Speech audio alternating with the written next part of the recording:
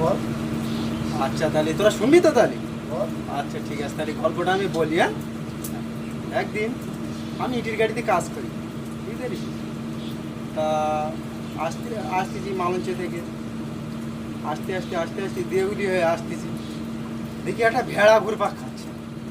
তখন ড্রাইভার বলতেছে কি করা যাবে, ভেড়াটা তুলে নাও। এই লোক তো মারবে, যার ছাগল এসে পোদ মেরে নেবে আমার, এ ছাগল তোলা যাবে না।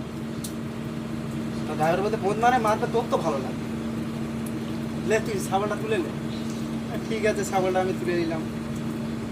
তা লিচি ছাগলটা তুলে, এইবারে তারপরে কি হবে, ছাগল ডাকাডাকি বন্ধ করে না, কি হবে?